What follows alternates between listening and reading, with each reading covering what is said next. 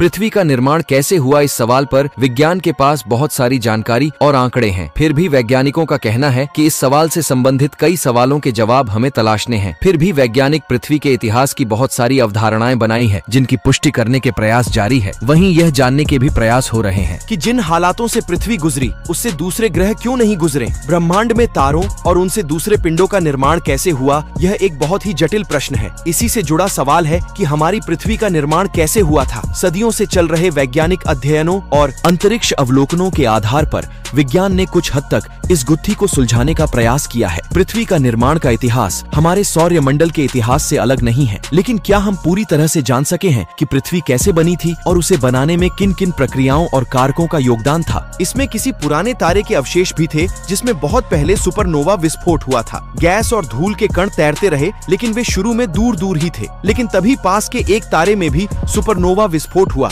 जिससे अंतरिक्ष में प्रकाश और ऊर्जा के झटके वाली तरंगे चारों ओर फैल गईं। इससे इस बादल में गैस और धूल के कण पास पास आ गए। जल्दी ही गैस और धूल का बादल एक विशाल गेंद में बदल गया और गुरुत्व के प्रभाव से यह और बड़ा होता गया। गैस और धूल के कणों के बीच अंतरक्रिया होने लगी और गेंद के अंदर शक्तिशाली नाभिकीय प्रतिक्रिया होने लगी और बादल की गेंद सूर्य जैसे तारे में तब्दील हो गई। जबकि धूल और गैस का बहुत सारा हिस्सा सूर्य का चक्कर लगाने लगा, जिसे ग्रह निर्माण करने वाली चक्रिका कहते हैं। कालांतर गैस और धूल कण फिर पास पास आने लगे और ग्रह निर्माण की प्रक्रिया शुरू हो गई। जल्दी ही ये गैस और धूल के कण मिलकर एक बड़ा आकार लेने लगे, जबकि गैस और धूल के कण अब भी सूर्य का चक्कर लगा रहे थे। इन पिंडों से धूल और गैसे के कण और ज्यादा मात्रा में जुड़ने लगे और उनमें से एक पिंड आगे चलकर हमारी पृथ्वी बन गई। वहीं दूसरे हिस्सों से बुध, शुक्र, मंगल, गुरु, शनि, यूरेनस और नेपच्यून ग्रह और उनके चंद्रमा भी बने। सभी शिशु ग्रह घूर्णन कर रहे थे और अपने आसपास का पदार्थ अपनी ओर खींच भी रहे थे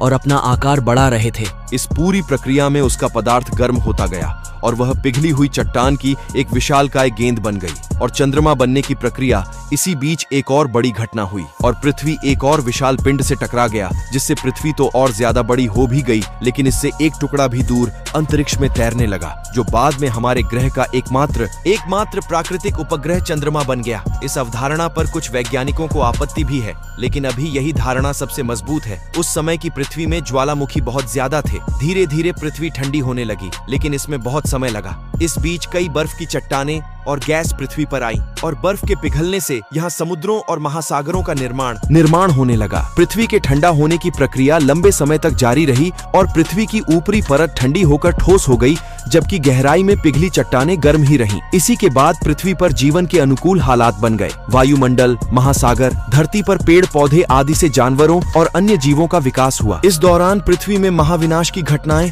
और कुछ चरम मौसमी बदलाव की घटनाएं भी हुई, जिससे कई तरह के नई प्रजातियां का आगमन हुआ। इस बीच डायनासोर आए और खत्म भी हो गए। इसके बाद कुछ लाख साल पहले ही इंसानों का धरती पर विकास हुआ और कुछ 100 साल पहले ही सभ्यताओं ने विज्ञान के विकास के बाद कुछ ही दशकों पहले तकनीकी विकास देखी, जिससे अंतरिक्ष यात्राएं, गगनचुंबी इमारतें आदि देखने को मिले। ऐसी ही वीडियोस के लिए सब्सक्राइब जरूर करें।